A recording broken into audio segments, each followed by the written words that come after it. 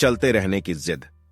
दृढ़ रहने पर प्रेरणादायक कहानी। अजय पिछले 4-5 सालों से अपने शहर में होने वाली मैराथन में हिस्सा लेता था, लेकिन कभी भी उसने रेस पूरी नहीं की थी। पर इस बार वह बहुत एक्साइटेड था, क्योंकि पिछले कई महीनों से वह रोज सुबह उठकर दौड़ने की प्रैक्टिस कर रहा था और उसे पूरा भरोसा था कि वह इस साल की मैराथन रेस जरूर पूरी कर लेगा। देखते देखते मैराथन का दिन भी आ गया और धाएं की आवाज के साथ रेस शुरू हुई। बाकी धावकों की तरह अजय ने भी दौड़ना शुरू किया। वह जोश से भरा हुआ था और बड़े अच्छे ढंग से दौड़ रहा था। लेकिन आधी रेस पूरी करने के बाद अजय बिल्कुल थक गया और उसके जी में आया कि बस अब वहीं बैठ जाए। वह ऐसा सोच ही रहा था कि तभी उसने खुद को ललकारा, रुको मत अजय, आगे बढ़ते रहो।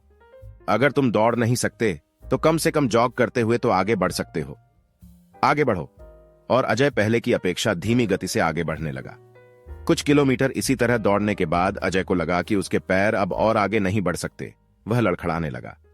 अजय के अंदर विचार आया, अब बस और नहीं बढ़ सकता। लेकिन एक बार फिर अजय ने खुद को समझाया, रुको मत अजय, अगर तुम जॉग नहीं कर सकते तो क्या कम से कम तुम चल तो सकते हो। चलते रहो। अजय अब जॉग करने की बजाय धीरे धीरे लक्ष्य की ओर बढ़ने लगा। बहुत से धावक अजय से आगे निकल चुके थे और जो पीछे थे वे भी अब आसानी से उसे पार कर रहे थे।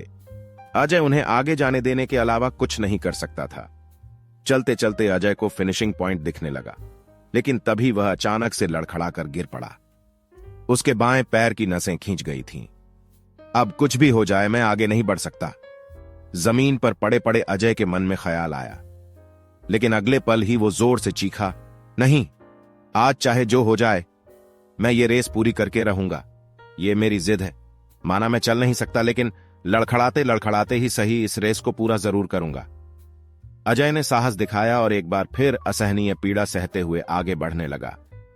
और इस बार वह तब तक बढ़ता रहा जब तक उसने फिनिशिंग लाइन पार नहीं कर ली, और लाइन पार करते ही वह जमीन पर लेट गया। उसके आंखों से आंसू बह रहे थे। अजय ने रेस पूरी कर ली थी। उसके चेहरे पर इतनी खुशी और मन में इतनी संतुष्टि कभी नहीं आई थी। आज अजय ने अपने चलते रहने की जिद के कारण न सिर्फ एक रेस पूरी की थी, बल्कि जिंदगी की बाकी रेसों के लिए भी खुद को तैयार कर लिया था। दोस्तों, चलते रहने की जिद हमें किसी भी मंजिल तक पहुंचा सकती है। बाधाओं के आने पर हार मत मानिए। न चाहते हुए भी कई बार कंडीशंस ऐसी हो जाती हैं कि आप बहुत कुछ नहीं कर सकते, पर ऐसी कंडीशन को कुछ भी ना करने का एक्सक्यूज मत बनाइए। घर में मेहमान हैं, आप 8 घंटे नहीं पढ़ सकते, कोई बात नहीं, 2 घंटे तो पढ़िए। बारिश हो रही है, आप 10 कस्टमर्स से नहीं मिल सकते, कम से कम 2-3 से तो मिलिए। एकदम से रुकिए नहीं, थोड़ा थोड़ा ही सही आगे तो बढ़िए।